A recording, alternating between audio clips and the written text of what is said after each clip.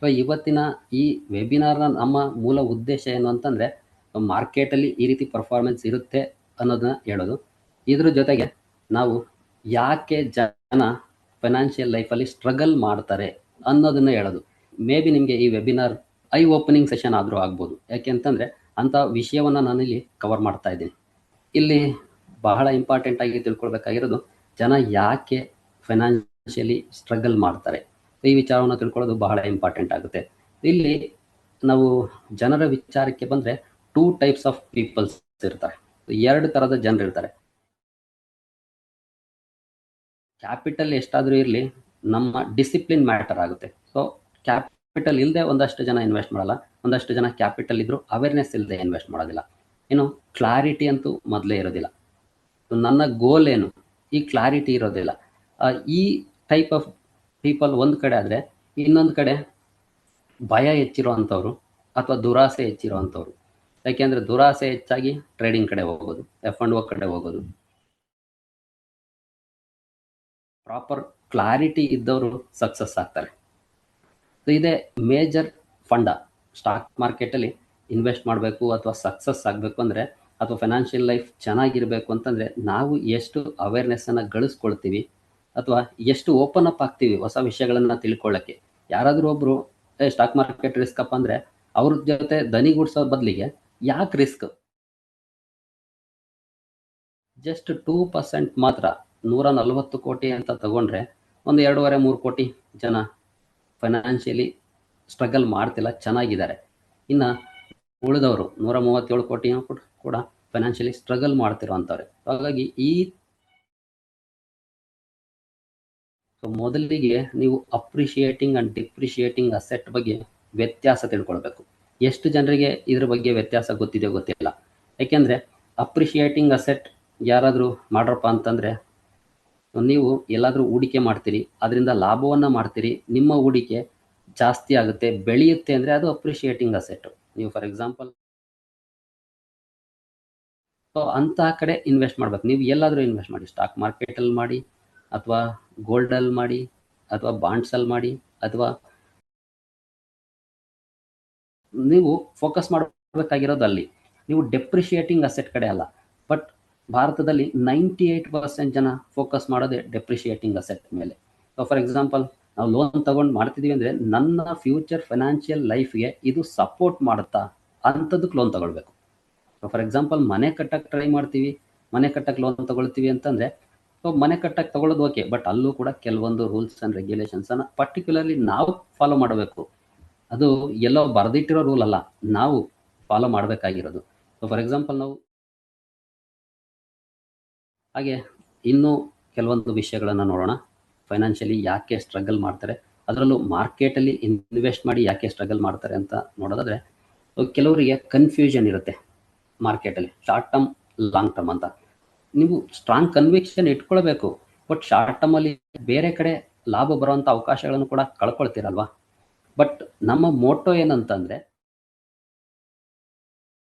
ಜೂಜಿನ mind set ಆಗಿಬಿಡುತ್ತೆ ಹೋಗ್ತಾ ಹೋಗ್ತಾ over the period of time. ಹಾಗಾಗಿ ಆ ಮೈಂಡ್ ಸೆಟ್ ಬೆಳೆಸ್ಕೊಂಡ್ಬಿಟ್ರೆ ತುಂಬ ಕಷ್ಟ. ಹಾಗಾಗಿನೇ ನಾವು ಜಾಸ್ತಿ ಶಾರ್ಟ್ ಟರ್ಮ್, ಲಾಂಗ್ ಟರ್ಮ್ ಅನ್ನೋದ್ರಿಂದ ಕನ್ಫ್ಯೂಷನ್ ಬಿಡಿ. ಇನ್ ಕೇಸ್ ಯಾವುದೋ ಒಂದು ಸ್ಟಾಕ್ ನೀವು ಅಂದ್ಕೊಂಡಂಗೆ ಹೋಗ್ತಿಲ್ಲ ಅಂತಂದರೆ, ಅದರಿಂದ ಎಕ್ಸಿಟ್ ಆಗಿ ಬೇರೆ ಕಡೆ ಇರುವಂಥ ಅಪರ್ಚುನಿಟಿಗಳ ಕಡೆ ನೋಡೋದು ಬೆಟರು. ಅದನ್ನೇ ಸುಮ್ಮನೆ ಅವರೇಜ್ ಮಾಡ್ಕೊಳ್ಳೋದಕ್ಕಿಂತ, ಅವರೇಜ್ ಮಾಡದೆ ಸುಮ್ಮನೆ ಇದ್ದರೆ ಓಕೆ, ಬಟ್ ಅವರೇಜ್ ಮಾಡಿ ಮಾಡಿ ಮಾಡಿ ಇನ್ನು ಕೆಲವೊಂದು ಬೇರೆ ಕಾರಣಗಳಿಗೆ ಬಂದರೆ, ತುಂಬ ಜನ ಏನು ಮಾಡ್ತಿದ್ದಾರೆ ಅಂತಂದರೆ, ಟೂ ಮಚ್ ಓವರ್ ಥಿಂಕಿಂಗ್. ಏನು, ಟ್ಯಾಕ್ಸ್ ರಿಲೇಟೆಡು.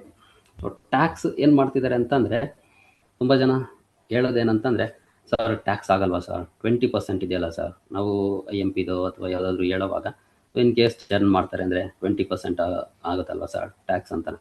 ಬಟ್ ಇಲ್ಲಿ ಸೊ ಲಾಭ ಆಗಲಿ, ಫಸ್ಟು ಲಾಭ ಆದರೆ ಟ್ಯಾಕ್ಸ್ ಕಟ್ಟೋಕ್ಕೆ ಖುಷಿಯಾಗಿ ಕಟ್ಟಬೇಕು. ಸೊ ಅಂಥದ್ರಲ್ಲಿ ತುಂಬ ಜನ ಬರೀ ಇದನ್ನೇ ಹೇಳ್ತಾರೆ, ಟ್ಯಾಕ್ಸ್ ಆಗುತ್ತಲ್ವ ಸರ್, ಟ್ಯಾಕ್ಸ್ ಆಗುತ್ತಲ್ವ ಸರ್. ಟ್ಯಾಕ್ಸ್ ಬಗ್ಗೆ ಪಕ್ಕಕ್ಕೆ ಇಟ್ಬಿಡಿ. 75 ಇಯರ್ಸ್ ಆಯಿತು, ಈಗ 100 ಇಯರ್ಸ್ ಬರ್ತಾ ಇದೆ 2047ಕ್ಕೆ.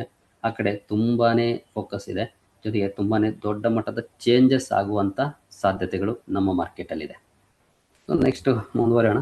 ಇನ್ನು ಮಾರ್ಕೆಟಲ್ಲಿ ಬಂದಿದ್ದೀರಿ ಅಂತಂದರೆ ನೀವು ಏನಾದರೂ ದೊಡ್ಡದಾಗಿ ಯೋಚನೆ ಮಾಡಿ. ಓಕೆ, ಸುಮ್ಮನೆ ಈಗ ಫಾರ್ ಎಕ್ಸಾಂಪಲ್ ನನಗೆ ತುಂಬ ಜನ ಪ್ರಶ್ನೆ ಮಾಡೋದನ್ನೇ ಹೇಳ್ತಾ ಇದ್ದೀನಿ ನಾನು. ನಮಗೆ ಕೇಳೋದು ಪ್ರಶ್ನೆ ಏನಂದರೆ, ನಿಮ್ಮ ಮೈಂಡ್ ಸೆಟ್ಟನ್ನು ಬದಲಾಯಿಸ್ಕೊಳ್ಳಿ, ಸಣ್ಣ ಸಣ್ಣ ಥಿಂಕಿಂಗಿಂದ ಆಚೆ ಬನ್ನಿ. ನಿಮಗೆ ಕನ್ಸಿಸ್ಟೆನ್ಸಿ ಬೇಕು, ಏನು ಡಿಸಿಪ್ಲಿನ್ ಬೇಕು ಇನ್ವೆಸ್ಟ್ಮೆಂಟಲ್ಲಿ. ಸೊ ಡಿಸಿಪ್ಲಿನ್ ಇರಬೇಕು.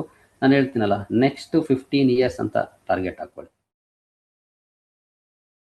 ಇನ್ನು ತುಂಬ ಪ್ರಶ್ನೆಗಳು ಬರೋದೇನಂತಂದರೆ, is it good time to invest now? ಯಾಕಂದರೆ ಈಗಾಗಲೇ ಮಾರ್ಕೆಟ್ ತುಂಬಾ ಅಂಡರ್ ಪರ್ಫಾರ್ಮೆನ್ಸನ್ನು ಮಾಡಿದೆ, ಡೌನಲ್ಲಿದೆ. ಹಾಗಾಗಿ ಈ ಥರದ ಪ್ರಶ್ನೆಗಳು ಬಂದೇ ಬರುತ್ತೆ. ಯಾಕಂದರೆ ಯುದ್ಧ ನಡೀತಿದೆ, ಯುದ್ಧದ ಸಮಸ್ಯೆ ಬೇರೆ ಇದೆ. ಹಾಗಾಗಿ ಇಂಥ ಸಂದರ್ಭದಲ್ಲಿ ಅಬ್ವಿಯಸ್ಲಿ ಪ್ರಶ್ನೆಗಳು ಬಂದೇ ಬರುತ್ತೆ. ವಾರ್ ಇವತ್ತು ಬರುತ್ತೆ, ನಾಳೆ ಹೋಗುತ್ತೆ. ಮೇ ಬಿ ನೆಕ್ಸ್ಟ್ 6 ಮಂತ್ಸಲ್ಲಿ ಏನೂ ಇಲ್ಲದೆ ಇರ್ಬೋದು, ಅಥವಾ ನೆಕ್ಸ್ಟ್ 6 ಮಂತ್ಸ್ ಆದಮೇಲೆ ಇನ್ನೊಂದು ಯಾವುದೋ ಯುದ್ಧ ಬರ್ಬೋದು. ಬಟ್ ಮಾರ್ಕೆಟ್ ಏನಾಯಿತು, ಮಾರ್ಕೆಟ್ ಆನಂತರ ಚೆನ್ನಾಗೇ ಪರ್ಫಾರ್ಮ್ ಮಾಡ್ತು. ಯಾಕೆಂತಂದರೆ ಮಾರ್ಕೆಟ್ ಅಡ್ಜಸ್ಟ್ ಆಗಿಬಿಡುತ್ತೆ. ಈ ಗಲ್ಫ್ ವಾರ್ ಕೂಡ ಅಷ್ಟೇ. ಯುದ್ಧ ವಾರೆನ್ ಬಫೆಟ್ ಅವರು ಹೇಳಿದಾಗೆ ನಾಯ್ಸ್ ಅಷ್ಟೇ. ಶಾರ್ಟ್ ಟರ್ಮಲ್ಲಿ ಇಂಪ್ಯಾಕ್ಟ್ ಮಾಡುತ್ತೆ, ಒಂದಷ್ಟು ನೆಗೆಟಿವ್ ಡೆವಲಪ್ಮೆಂಟ್ಸ್ ಆಗುತ್ತೆ, ಆಗಲ್ಲ ಅಂತಲ್ಲ. ನಮಗೂ ಕೂಡ ಸ್ಟ್ರಗಲ್ ಮಾಡಿಸುತ್ತೆ. ಏಕೆಂದರೆ ದಿನ ಪೋರ್ಟ್ಫೋಲಿಯೋ ನೆಗೆಟಿವ್ ಆಗೋದನ್ನು ಯಾರು ಸಹಿಸೋಕ್ಕಾಗುತ್ತೆ, ಬೇಜಾರಾಗುತ್ತೆ. ಬಟ್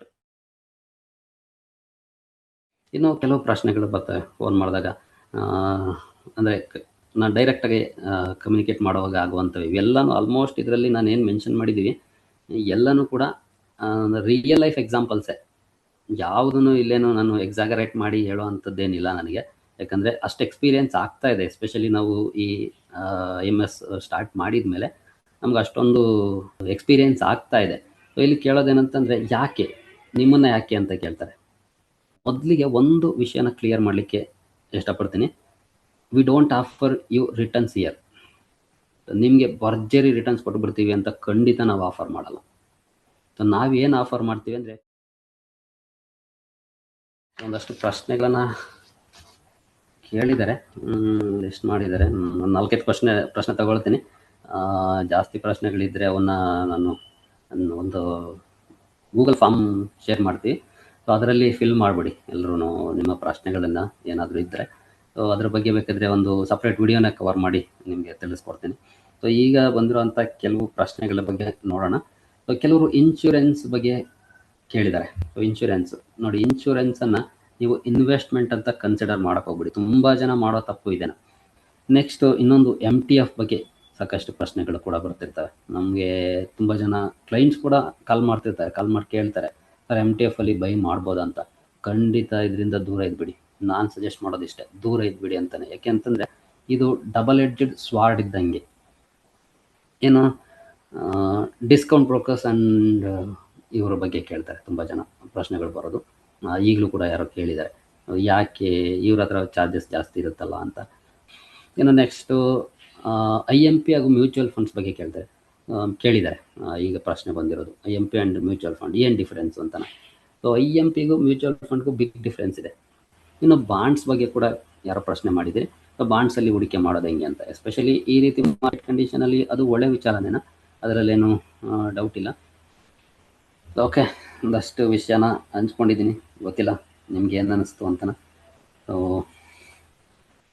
ಗೂಗಲ್ ಫಾರ್ಮ್ನ ಶೇರ್ ಮಾಡ್ತೀವಿ, ಅಲ್ಲಿ ನಿಮ್ಮ ಕ್ವಶನ್ನ ಕೇಳಿ ಅದನ್ನು ನೆಕ್ಸ್ಟ್ ವೀಡಿಯೋದಲ್ಲಿ ಆಗಲಿ ಅಥವಾ ನೆಕ್ಸ್ಟ್ ಇನ್ನೊಂದು ವೆಬಿನಾರ್ ಮಾಡಿ ನಿಮಗೆ ಆನ್ಸರ್ ಮಾಡೋ ಪ್ರಯತ್ನ ಮಾಡೋಣ. ಇನ್ನೊಂದು ಇಂಪಾರ್ಟೆಂಟ್ ಅನೌನ್ಸ್ಮೆಂಟನ್ನು ನಾವು ಮಾಡೋಕ್ಕೆ ಹೋಗ್ತಾ ಇದ್ದೀವಿ.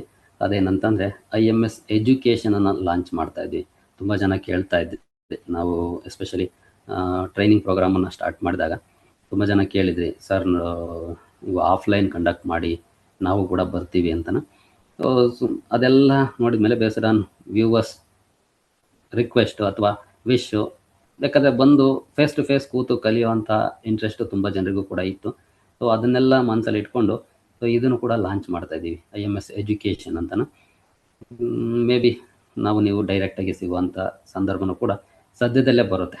ಸೊ ಇನ್ನೂ ಒಂದಷ್ಟು ಡಾಕ್ಯುಮೆಂಟ್ರಿ ಪ್ರೋಸೆಸ್ ಇದೆ. ಸೊ ಆ ಪ್ರೋಸೆಸ್ಸಲ್ಲಿ ಇದ್ದೀವಿ. ಸೊ ಒನ್ಸ್ ಅದೆಲ್ಲ ಕ್ಲಿಯರ್ ಆಯಿತು ಅಂತಂದರೆ ಅದನ್ನು ಕೂಡ ನಾನು ಮೆನ್ಷನ್ ಮಾಡ್ತೀನಿ ವಿಡಿಯೋದಲ್ಲೇ. ಸೊ ಸದ್ಯದಲ್ಲೇ ಇರುತ್ತೆ. ಇನ್ನು ನೆಕ್ಸ್ಟ್ ಇವೆಂಟ್ ಬಗ್ಗೆ ಕೂಡ ಒಂದು ಕ್ಲಾರಿಟಿಯನ್ನು ಕೊಟ್ಬಿಡ್ತೀನಿ. ಯಾಕೆ ಅಂತಂದರೆ ನೆಕ್ಸ್ಟು ಫಿಸಿಕಲ್ ಇವೆಂಟ್ ಇರುತ್ತೆ. ಇದನ್ನು ಆನ್ಲೈನ್ ಕಂಡಕ್ಟ್ ಮಾಡಿದ್ವಿ. ಫಿಸಿಕಲ್ ಇವೆಂಟ್ ಬೆಂಗಳೂರಲ್ಲಿ ಮಾಡೋಣ ಅಂತ ಇದ್ವಿ. ಲಾಸ್ಟ್ ಟೈಮ್ ಒಂದಷ್ಟು ಅಂದರೆ ಸ್ವಲ್ಪ ಜಾಸ್ತಿ ಜನ ಆದರೂ ನಮ್ಮ ಇರುವಂಥ ಕಡಿಮೆ ರಿಸೋರ್ಸಲ್ಲಿ ಸ್ವಲ್ಪ ಮ್ಯಾನೇಜ್ ಮಾಡೋಕ್ಕೆ ಕಷ್ಟ ಆಯಿತು. ಹಾಗಾಗಿ ನೆಕ್ಸ್ಟ್ ಇವೆಂಟ್ಗೆ ಸ್ವಲ್ಪ ನಾವು ಕಡಿಮೆ ಮಾಡ್ಕೊಳ್ತಾ ಇದ್ದೀವಿ ಸೈಜನ್ನು. 100ಗೆ ಇಟ್ಕೊಂಡಿದ್ವಲ್ಲ, 50ಗೆ ಇಟ್ಕೊಳ್ತಿದ್ದೀವಿ. ಯಾಕಂದರೆ ಆಫ್ಟರ್ ಇವೆಂಟ್ ಕೂಡ ಜಾಸ್ತಿನೇ ಆಗೋಯ್ತು ಕೆಲಸ. ಯಾಕಂದರೆ ಅದೇ ಕಾರಣಕ್ಕೆ ನಮಗೆ ಲೇಟ್ ಆಗಿದ್ದು. ನೆಕ್ಸ್ಟ್ ಇವೆಂಟನ್ನು ನಾವು ಆ್ಯಕ್ಚುಲಿ ಜನವರಿಲೇ ಮಾಡಬೇಕು ಅಂತ ಅಂದ್ಕೊಂಡಿದ್ದು. ಈವನ್ ಮಾರ್ಚ್ ಆದರೂ ಕೂಡ ಕಂಡಕ್ಟ್ ಮಾಡಿಲ್ಲ ಫಿಸಿಕಲ್ ಇವೆಂಟನ್ನು. ಯಾಕೆಂದರೆ ಆನಂತರ ಬರೋ ಕಾಲ್ಸ್ ಆಗಲಿ ಮತ್ತು ಅವರನ್ನು ಹ್ಯಾಂಡಲ್ ಮಾಡೋದಾಗಲಿ ಎಲ್ಲನೂ ಕೂಡ ಸಾಕಷ್ಟು ಸಮಯ ತಗೊಳ್ತು. ಹಾಗಾಗಿ ನೆಕ್ಸ್ಟ್ ಇವೆಂಟ್ಗೆ ಒಂದು 50 ಮೆಂಬರ್ಸ್ಗೆ ಲಿಮಿಟ್ ಮಾಡ್ಕೊಳ್ಳೋಣ ಅಂತಿದ್ವಿ. ಬಟ್ ರೆಗ್ಯುಲರಾಗಿ ಮಾಡ್ಬೋದು. ಅಟ್ಲೀಸ್ಟ್ 50 ಮೆಂಬರ್ಸ್ಗೆ ಲಿಮಿಟ್ ಮಾಡಿಕೊಂಡ್ರೆ ಮಂತ್ಲಿ ಮಾಡೋಕ್ಕೆ ಸಾಧ್ಯ ಆಗುತ್ತೆ ಅಂತ ಅಂದ್ಕೊಂಡು ಒಂದು ಸ್ವಲ್ಪ ಲಿಮಿಟ್ ಮಾಡ್ಕೊಳ್ಳೋಣ ಅಂತ ಪ್ಲಾನ್ ಮಾಡಿದ್ವಿ. ಜೊತೆಗೆ ಲಾಸ್ಟ್ ಇವೆಂಟಲ್ಲಿ ನಮಗೆ ಮೊದಲ ಎಕ್ಸ್ಪೀರಿಯೆನ್ಸ್ ಅದು. ಅದರಲ್ಲಿ ನಮಗೇನು ಗೊತ್ತಿರಲಿಲ್ಲ. ಒಂದಷ್ಟು ಎಕ್ಸ್ಪೀರಿಯೆನ್ಸ್ ಆಯಿತು. ಅದನ್ನು ಕೂಡ ತಗೊಂಡು ಇನ್ನೂ ಬೆಟರ್ ಆಗಿ ಹೇಗೆ ಮಾಡ್ಬೋದು ಅನ್ನೋದನ್ನು ಯೋಚನೆ ಮಾಡಿ ಪ್ಲಾನ್ ಮಾಡ್ತಾ ಇದ್ವಿ. ಸೊ ಈ ನೆಕ್ಸ್ಟ್ ಇವೆಂಟಲ್ಲೂ ಕೂಡ ಒಂದಷ್ಟು ಜನರಿಗೆ ಅವಕಾಶ ಇದ್ದೇ ಇರುತ್ತೆ. ಸೊ ಬನ್ನಿ, ಆಗಲೂ ಕೂಡ ಸಿಗೋಣ. ಇನ್ನು ಮಾರ್ಕೆಟ್ ರಿಲೇಟೆಡ್ ಒಂದು ಲಕ್ ಆ್ಯಂಡ್ ರಿಸ್ಕ್ ವಿಚಾರ ನೋಡ್ಬಿಟ್ಟು ವೈಂಡ್ ಅಪ್ ಮಾಡ್ಬಿಡ್ತೀನಿ ಸೆಷನನ್ನು. So nothing is as good as or as bad it seems.